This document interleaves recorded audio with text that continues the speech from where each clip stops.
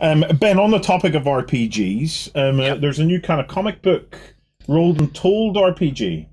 Yeah, so this is from a publisher called Lionforge, and they do a whole series of different comic books that are for all ranges and all types of different people and stuff like that. But one of the big things about them is that they love their role-playing games, and they wanted to make a sort of gateway product that people could pick up if they liked comic books, and then maybe go towards role-playing games later on. And so what they've put together is a comic book series called Rolled and Told.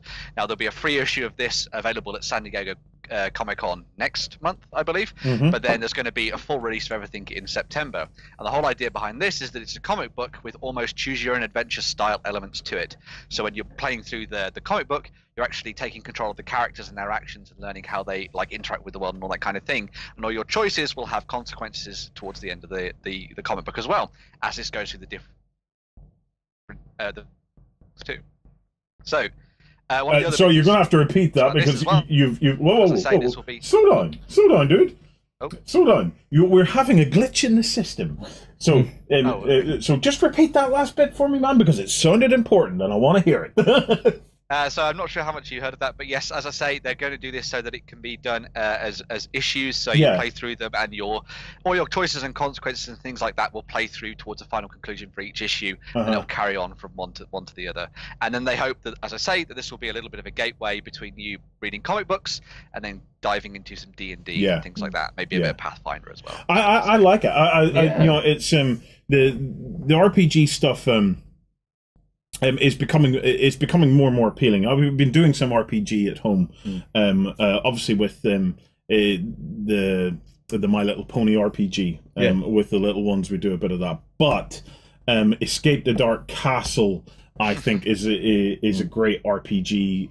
It's not an RPG, Escape the Dark Castle. It's how do I describe it? It's almost like a narrative 80s style. Almost like a choose your own adventure, but not quite a choose your own adventure dungeon bash. Okay, basically you have you have 15 cards, which are you're escaping from a room, and then you go through 15 phases, 15 encounters. So it's like working your way through an encounter deck, and then you have a big monster at the end. I change it up. Sometimes I just play with the 7 encounters with the kids and stuff like that there. But it's really good for a couple of reasons. One is they're really starting to get their mind around dice, different types of dice mechanic. Okay, it comes with custom dice, so there's no counting in it.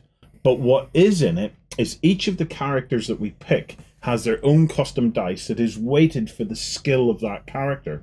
Yep.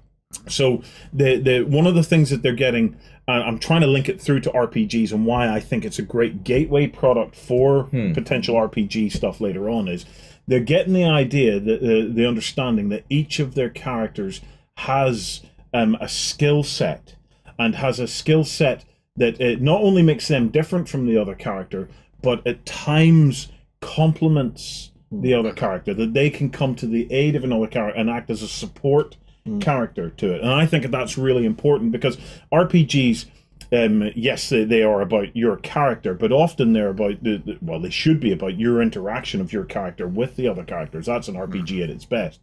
How can you play in support? You know, and how can you mix the strengths and things of characters? The other thing it does is it gives me the opportunity to narrate.